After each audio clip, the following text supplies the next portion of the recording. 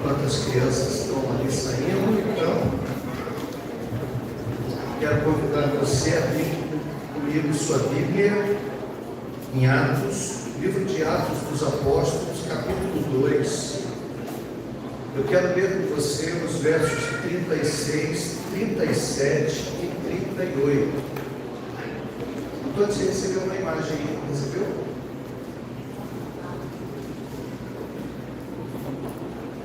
Atos dos Apóstolos, capítulo 2, versos 36, 37 e 38. Eu vou ler na versão, deixa eu ver aqui qual é essa Bíblia.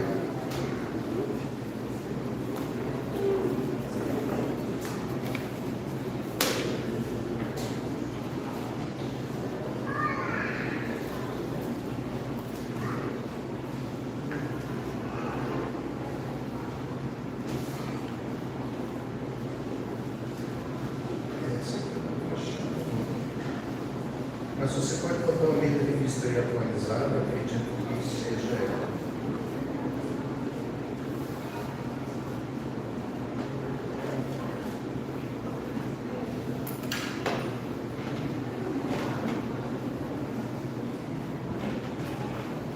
Eu vou ler com vocês.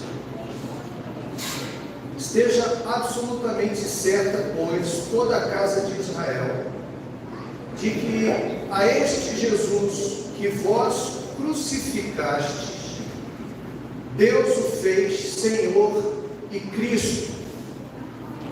Verso seguinte: ouvindo eles estas coisas, compungiu-se-lhes o coração, e perguntaram a Pedro e aos demais apóstolos: que faremos, irmãos? Respondeu-lhes Pedro: arrependei-vos, e cada um de vós seja batizado em nome de Jesus Cristo, para a remissão dos vossos pecados, e recebereis o dom do Espírito Santo.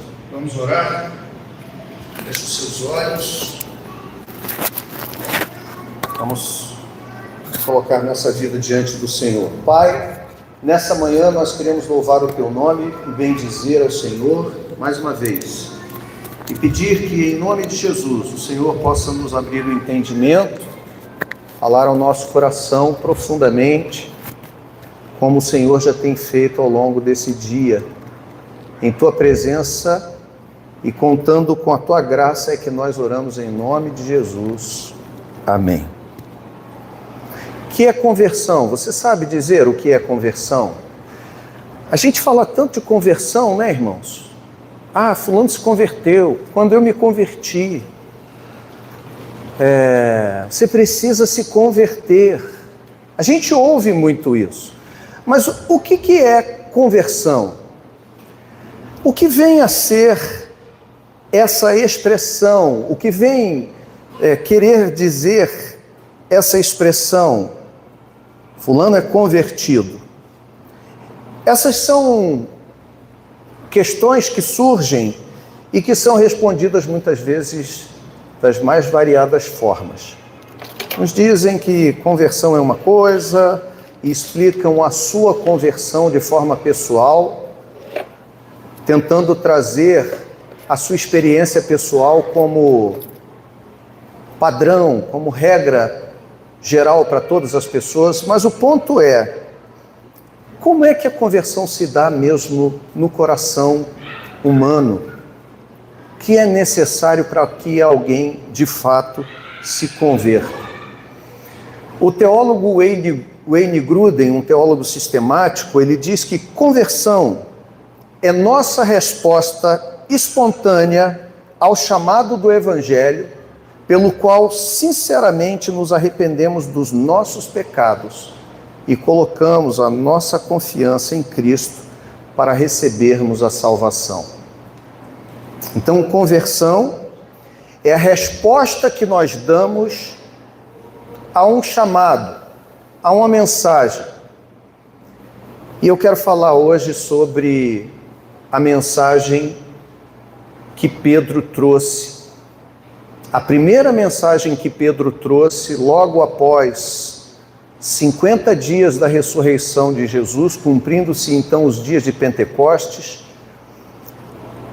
Pedro traz o seu primeiro discurso inflamado pelo poder do Espírito Santo e, após a sua pregação, onde ele diz: a este Jesus que vocês crucificaram, Deus o fez Senhor e Cristo. A resposta, ou a reação, melhor dizendo, a reação dos irmãos que ouviram e que posteriormente foram batizados e formaram a igreja logo no seu início. A imagem aqui para mim, por favor.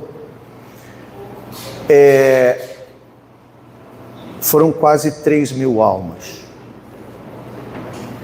E a resposta que eles deram àquela mensagem foi uma resposta que, na verdade, é uma pergunta fruto de uma ação intensa no coração. O texto diz que foram compungidos nos seus corações e então perguntaram a Pedro, diante de tudo que Pedro havia trazido de mensagem: o que faremos, irmãos? E a resposta foi: sejam batizados, arrependam-se dos seus pecados, sejam batizados para poderem receber o dom do Espírito Santo. Que mensagem foi essa que Pedro pregou? Eu preciso falar antes para você, para a gente caminhar um pouquinho junto. Que mensagem foi essa que Pedro pregou? Depois da descida do Espírito Santo, lá no início do livro do capítulo 2 de Atos, segundo relata, a primeira mensagem então que o apóstolo Pedro prega é a mensagem do Evangelho.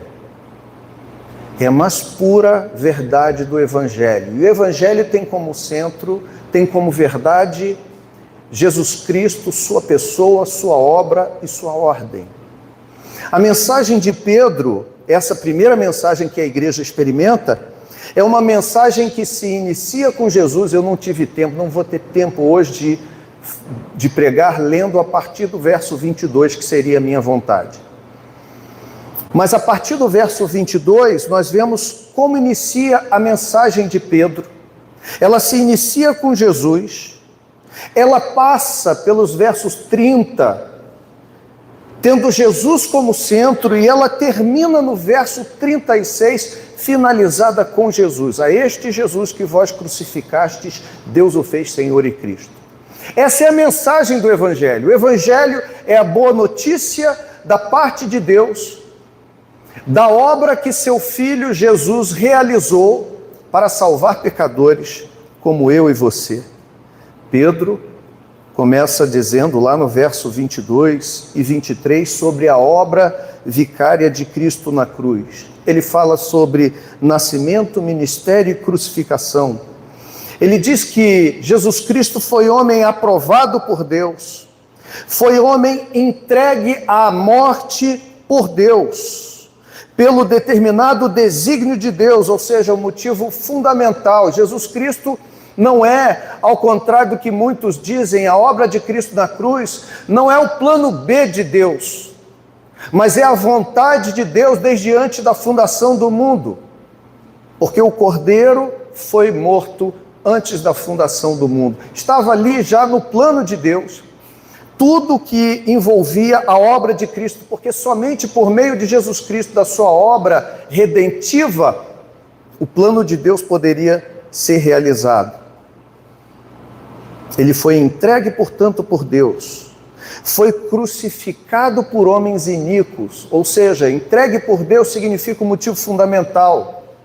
Jesus não foi morto, como eu disse, por um plano B, mas foi morto pelas mãos de homens iníquos, o motivo circunstancial, pelos judeus, circunstâncias históricas, fizeram com que Jesus fosse crucificado. Pedro diz mais, Pedro diz que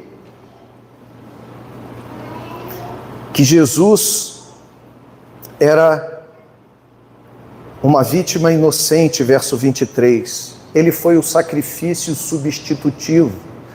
Como João diz no seu evangelho, citando João Batista: Jesus é o Cordeiro de Deus que tira o pecado do mundo. É o justo morrendo por pecadores. Como diz Paulo em Romanos capítulo 5, verso 8, mas Deus prova o seu amor para conosco, em que Cristo morreu por nós, sendo nós ainda pecadores. E mais, Pedro, na sua mensagem, cujo tema central é a boa notícia, é a mensagem do Evangelho, que é Cristo e sua obra, passa também pela ressurreição de Cristo, dos versos 24 ao 32. Ele diz que Jesus Cristo foi ressuscitado dos mortos por Deus, verso 24, pelo poder do Espírito Santo. Diz que a morte não pôde detê-lo, porque era puro, não cometera pecado. O salário do pecado é a morte. Mas aonde não havia pecado, a morte não tinha poder de reter. A morte só tem direito sobre o pecado e sobre o pecador. Pedro continua e diz que sua ressurreição é o único motivo da esperança do homem. E a gente pode ver isso nas palavras de Paulo no capítulo 15 de 1 Coríntios. E na história a gente sabe que Jesus é o único cujo túmulo encontra-se vazio. Você vai encontrar o túmulo de Allan Kardec, você vai encontrar o túmulo de Buda, você vai encontrar o túmulo de Maomé, você vai encontrar restos mortais nesse lugar, mas a Bíblia diz que no túmulo em que Jesus foi colocado, já no primeiro dia da semana, as pessoas, quando foram buscá-lo, não encontraram absolutamente nada, porque ele havia ressuscitado. Pedro continua então dizendo na sua mensagem que foi um fato real, que houve testemunhas, versos 29 ao 32. Eu peço que depois você faça essa leitura em casa. Nós temos isso, testemunho humano. O texto diz que Jesus foi visto por cerca de 40 dias por mais de 500 irmãos. Nós temos o testemunho histórico. Nós temos a história sendo marcada por antes e depois de Cristo. Nós temos o testemunho documental, o documento do Novo Testamento, o documento histórico mais bem documentado da história, mais de 5.230 manuscritos originais, de textos inteiros, de livros inteiros ou partes, com pequenas variações textuais. Nenhum documento histórico antigo encontrou tanta comprovação. Os homens nós vamos para a universidade, estudamos filosofia e encontramos 47 documentos sobre Platão, dos quais 7, segundo os estudiosos, são mais confiáveis de terem sido de fato escritos por ele. A Ilíada de Homero, que é a Bíblia dos gregos, possui menos de 700 cópias. Mas o Novo Testamento, falando da história do Evangelho, da morte e ressurreição de Jesus e de tudo que ele continuou a fazer por meio dos apóstolos na igreja primitiva, tem mais de 5.230 manuscritos. Mas mais, Pedro termina a sua mensagem com a exaltação de Cristo, isto é, o seu governo. Dos versos 33 ao 36 termina, quando Pedro diz que Deus exaltou Jesus para reinar, onde ele recebeu todo o poder e autoridade. Segundo Mateus capítulo 28, Jesus diz isso: é-me dada toda a autoridade nos céus e na terra, em que Deus derramou o Espírito e os seus dons por meio da obra de Cristo, e que Cristo está à direita do Pai, aguardando a consumação de todas as coisas. E conclui no verso 36, dizendo para aqueles ouvintes: daquela manhã, daquele dia, às 9 horas da manhã, que estavam dizendo que ele, Pedro e mais outros 119 discípulos de Jesus estavam embriagados. Ele conclui a sua mensagem dizendo que esse mesmo que foi morto, crucificado pelas mãos daquele povo, foi por Deus exaltado acima de todas as coisas. A este Jesus, a quem vós crucificastes, Deus o fez Senhor e Cristo. Diante dessa mensagem, O verso 37 diz que ouvindo eles, aquela multidão, mais de 3.000 pessoas, ou cerca de 3.000 pessoas, ouvindo eles estas coisas, compungiu-se-lhes o coração. E perguntaram a Pedro e aos demais apóstolos: que faremos, irmãos? O que é conversão? Foi a nossa pergunta. Wayne Grudem diz que conversão é uma resposta franca e livre que damos à mensagem do Evangelho. Quando ouvimos a mensagem do Evangelho e o Espírito Santo realiza uma obra no nosso coração, como realizou essa obra no coração deles, o coração é compungido. A palavra original aqui, traduzida por compungido, é uma palavra que tem no seu sentido original no grego, perfurar. O coração deles foi perfurado pela mensagem do Evangelho. Eles sentiram uma flechada no coração. Eles sentiram o coração sangrando. O coração ficou apertado com aquela mensagem. E aí, o que fazer diante dessa realidade? Ouvir a mensagem do Evangelho, que desperta o coração para a verdade de Deus, que aperta o coração com relação à necessidade de obter uma resposta. A pergunta deles foi uma só: o que faremos, irmãos? Conversão é a resposta que nós damos à mensagem do Evangelho.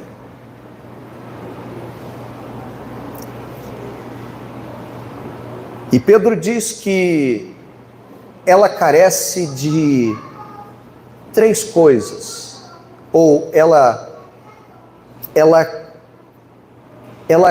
a resposta à pergunta deles necessitava de 3 ações. Primeira, Pedro diz que vocês precisam se arrepender dos seus pecados. Quem ouve a mensagem do Evangelho e a entende, só tem uma pergunta a fazer: o que eu devo fazer? E só tem uma atitude a tomar no primeiro momento: arrepender-se dos seus pecados. A mensagem do Evangelho, quando o Espírito Santo traz nova vida ao pecador, perfura o nosso coração, compunge o nosso coração. Hoje nós vamos batizar uma pessoa só aqui. Pedro batizou 3.000. É fantástico isso. Mas o Espírito Santo que realiza esse poder milagroso de compungir 3.000 corações, realiza por meio do seu poder milagroso, o compungir um único coração. E é uma alegria enorme, porque não há milagre maior na história humana. Não há maior milagre do que transformar um coração de pedra num coração de carne. Um coração de uma natureza antiga numa nova natureza. De uma pessoa que pensava de uma maneira. Eu fico perplexo, porque conversão, porque essa obra do Espírito no coração da gente acontece de uma forma, todas as vezes eu falo sobre isso e me lembro da minha própria conversão. Eu num domingo entrei na igreja a pedido da minha família e saí do mesmo jeito, ouvi aquela mensagem e ela não me fez absolutamente nada. Mas 15 dias depois eu entrei naquele mesmo lugar e ouvi uma mensagem que parecia fazer sentido de tudo. Coração apertado, compungido. E eu já disse isso para vocês. Quando o pastor Israel fez o apelo, quem quer entregar sua vida a Jesus, eu lutava na minha mente. Algo dizia, vai, e eu dizia, não vou. Vai, não vou. E eu tentava arrumar uma resposta. uma justificativa e ao mesmo tempo vinha uma resposta na minha mente para aquela justificativa e eu não sei como, mas eu vi que de repente eu estava lá na frente, mão levantada, suava demais, chorava demais, um dia frio do mês de maio ou junho de 1996. Coração compungido, apertado. E Pedro diz então, diante da pergunta dos irmãos, o que é preciso fazer? E eles dizem, e Pedro lhes diz, é preciso arrepender-se dos seus pecados. Mas o que é arrepender de pecados? O que é arrependimento de pecados? Arrependimento aqui não é só uma mudança de comportamento, a palavra metanoia, mudança da forma de pensar. Mas é uma mudança da forma de pensar que desemboca numa nova forma de encontrar a vida, de agir. É uma transformação interna que resulta em um novo curso de vida. Podemos definir arrependimento da seguinte maneira: arrependimento é uma sincera tristeza por causa do pecado. É renunciá-lo e comprometer-se sinceramente a abandoná-lo e prosseguir obedecendo a Cristo. O arrependimento, assim como a fé, é um entendimento intelectual de que o pecado é errado, mas também é uma aprovação emocional dos ensinos das Escrituras concernentes ao pecado, isto é, uma tristeza por causa do pecado e uma aversão a ele. E também uma decisão pessoal de afastar-se dele, isto é, um renunciar ao pecado e uma decisão resoluta de abandoná-lo e de levar uma vida de obediência a Cristo. Isso não significa, obviamente, que no momento em que seus corações foram compungidos e receberam essa mensagem e entenderam o arrependimento porque eles estavam feridos, essa obra que o Espírito Santo realiza no coração do pecador, quando ele experimenta essa ação em sua vida, é uma obra que traz consciência da pecaminosidade, da realidade espiritual em que nos encontramos, completamente desmerecidos da graça de Deus. Eles então estão feridos ali profundamente, mas isso não quer dizer que de imediato sejam pessoas que vão conseguir abandonar todas as suas atitudes ruins, todas as suas pecaminosidades, mas significa que uma nova vida agora vai começar a ser descoberta e vivida a partir desse arrependimento que produz vida. Mas não termina aí. Porque tem gente que diz, não, mas é só suficiente isso. Pedro diz que não é só suficiente isso. Pedro diz aos seus discípulos, é preciso que vocês se batizem. Luiz, mas peraí, o batismo não salva. É verdade, o batismo não salva. O batismo por si só não salva ninguém. Se fosse assim, era só batizar as pessoas que seriam salvas. O ladrão da cruz não teve tempo de ser batizado. Esse é o nosso primeiro e grande, maior e melhor argumento. Mas o batismo é requerido por Jesus Cristo, pelos apóstolos nas Escrituras, para todos aqueles que podem realizá-lo. O batismo, ele sozinho, por si só não salva. Mas o batismo tem como significado identificação com a morte e ressurreição de Jesus Cristo. Isto é, quando Roberta, hoje de manhã cedo, descer naquela piscininha ali, que não é uma piscininha, é uma caixa d'água das antigas, que nós reformamos. Mas uma caixa d'água maneira, daquelas baixinhas, tá? Tipo jacuzzi, né? Aí Luiz Eduardo, com um grupo de pessoas ainda por cima, fez aquele negócio de madeirinha ali, ó, né? Com um grupo dos irmãos, Oséias, Bronzeado, Juliana, Carol, Etiele, Daniele, Ricardo Leão, me perdoem se eu estiver esquecendo mais alguém aqui, todos que participaram. Primeiro, deixa eu agradecer a vocês, que tem sido tudo feito com todo carinho, toda excelência na vida dessa igreja.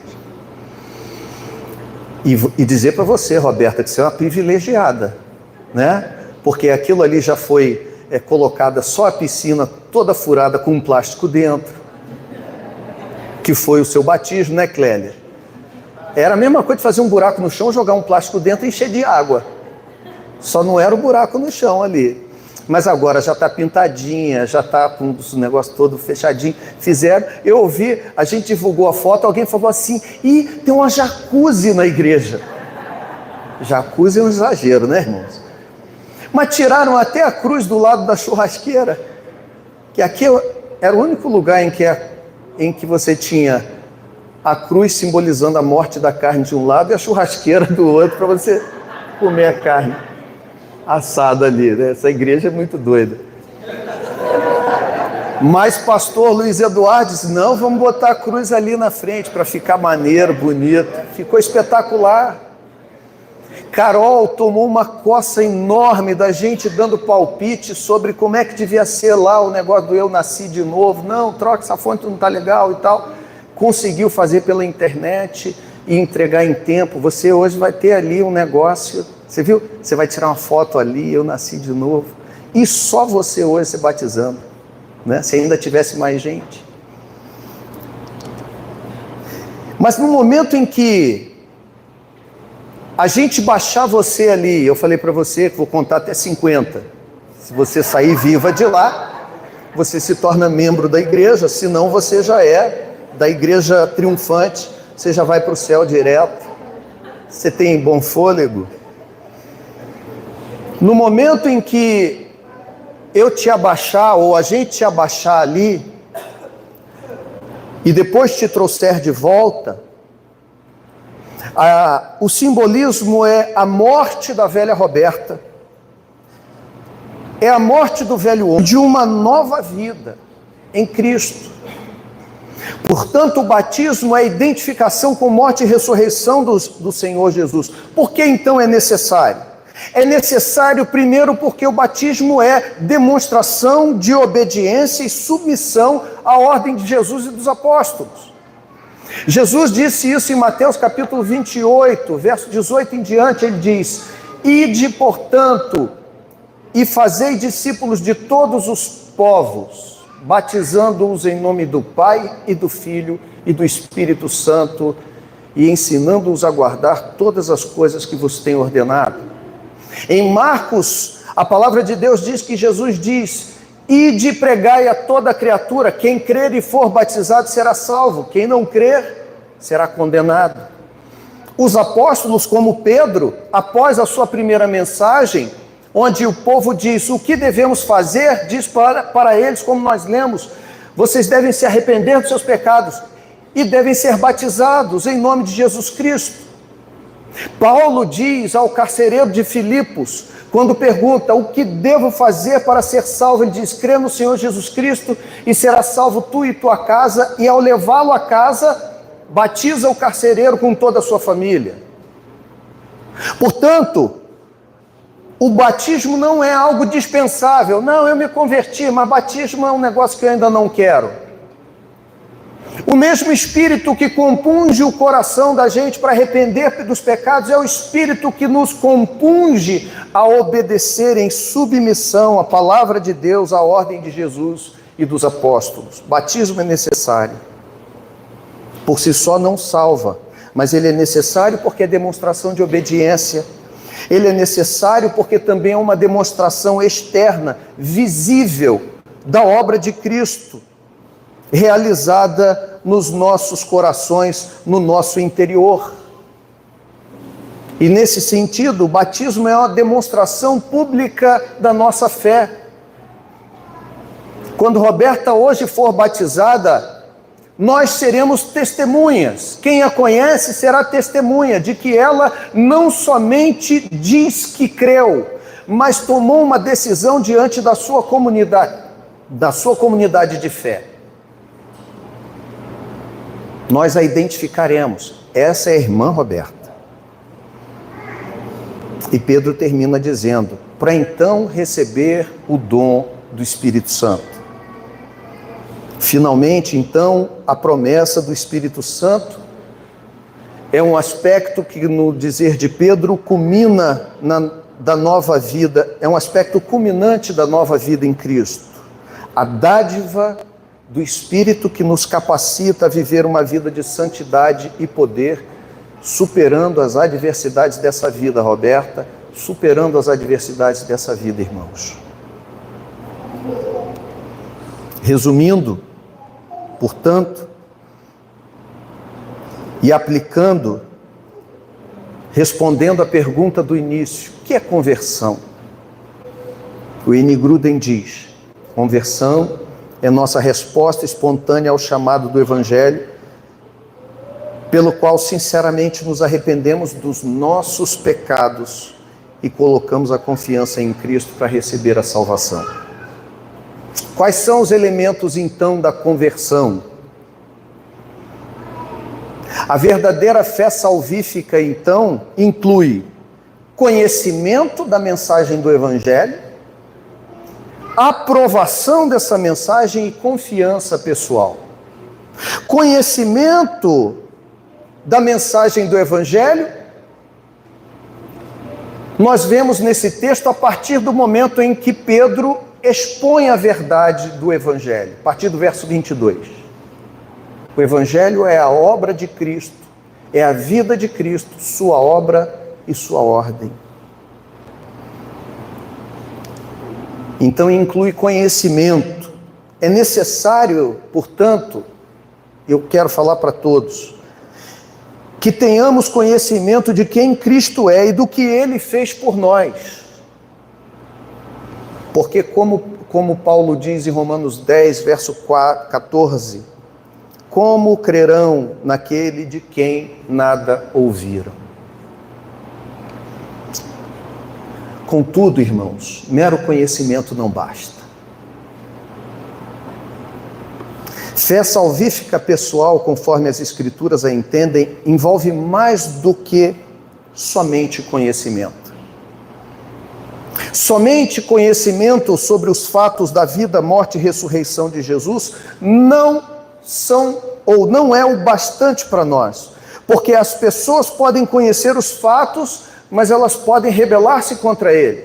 Elas podem conhecer os fatos, mas podem não dar credibilidade a ele. Então, conhecimento apenas dos fatos concernentes à salvação não é suficiente. Já vi tanta gente conversando comigo. Tem muita gente aí melhor do que crente, que conhece mais a Bíblia do que crente. Você não sabe, o Jô Soares já falou no seu programa, quando era vivo, que ele já tinha lido a Bíblia não sei quantas vezes. De fato, é um motivo de vergonha para nós cristãos, alguém que não nasceu de novo, se assim a gente pode dizer a partir da experiência do que a gente via, ter mais curiosidade e interesse nas Escrituras do que nós. Mas a grande verdade é que isso não o tornava de forma nenhuma melhor diante de Deus, e nem especial, porque na verdade o que nos torna especiais não é apenas conhecer a verdade do Evangelho e não acreditar nela, mas inclui conhecimento. Segundo lugar, conhecimento, portanto, conhecimento somente não é suficiente. Inclui, então, em segundo lugar, também a aprovação dos fatos concernentes a Jesus. Conversão, para que ela aconteça, é preciso que haja a explanação do Evangelho, é preciso que haja a aprovação dos fatos concernentes a Jesus. Por exemplo, Nicodemos, que não é o Augustus, não é o pastor Augustus Nicodemos, mas Nicodemos, de João capítulo 3, lá da Bíblia, aquele fariseu, líder de sinagoga, doutor da lei, sabia que Jesus tinha vindo da parte de Deus, porque disse: Rabi, sabemos que és mestre vindo da parte de Deus, porque ninguém pode fazer esses sinais que tu fazes se Deus não estiver com ele. Nicodemos tinha avaliado os fatos da situação, incluindo os ensinos de Jesus e seus milagres notáveis, e chegado a uma conclusão. E essa conclusão era correta. A partir desses fatos, ele chegara a seguinte conceito: Jesus era um mestre vindo da parte de Deus. Mas novamente, irmãos, conhecimento sozinho e aprovação também somente não são suficientes. O fato de Nicodemos aceitar que Jesus era mestre vindo da parte de Deus não significa que ele tinha a fé salvífica, porque ele ainda tinha de depositar sua confiança em Cristo para receber salvação. Ele ainda tinha de crer nele. Conhecer os fatos e aprová-los ou concordar que eles são verdadeiros não é suficiente. Pelo contrário, pode nos tornar ainda mais culpados se concordarmos que a mensagem do Evangelho é verdadeira, mas não nos posicionarmos quanto a ela. Se aqueles que ouviram o discurso de Pedro naquele dia não tivessem compungido os seus corações e perguntado a Pedro o que nós devemos fazer, e ao ouvir a resposta tivessem realizado o que Pedro mandou, seria simplesmente como alguém que ouve os fatos concernentes à salvação, que concorda com eles, mas que não se decide por Cristo. Isso é a pior coisa. Eu diria que talvez fosse melhor ser ignorante. Porque quando eu concordo com uma verdade, mas eu não realizo, eu não vivo, eu não pratico essa verdade, eu me torno réu de maior juízo. Eu tenho consciência maior daquele negócio. Portanto, conhecimento é necessário, mas somente não é suficiente. Aprovação é necessária, mas somente conhecimento e aprovação de que a Bíblia é a verdade, é a palavra de Deus, não é suficiente. Então, o que mais é suficiente? É preciso decidir depositar a confiança em Jesus, se arrependendo dos seus pecados e sendo batizado para ser salvo. Não é suficiente só dizer, beleza, a mensagem está certíssima, é isso aí. Mas é o que eu devo fazer diante dessa mensagem e me comprometer com ela. É depositar a minha fé, confiança em Jesus Cristo para ser salvo, me arrependendo dos meus pecados e me submetendo à sua palavra. Além do conhecimento dos fatos concernentes ao Evangelho e da aprovação deles, preciso decidir depender de Jesus para me salvar. Ao fazer isso, deixo a posição de ser um mero observador interessado nos fatos da salvação e nos ensinos da Bíblia, para me tornar alguém que entra numa nova comunhão com Jesus Cristo como uma pessoa viva. Portanto, irmãos, podemos definir fé salvífica, conversão, dessa forma. É a confiança em Jesus Cristo como uma pessoa viva, visando o perdão dos pecados e a vida eterna com Deus.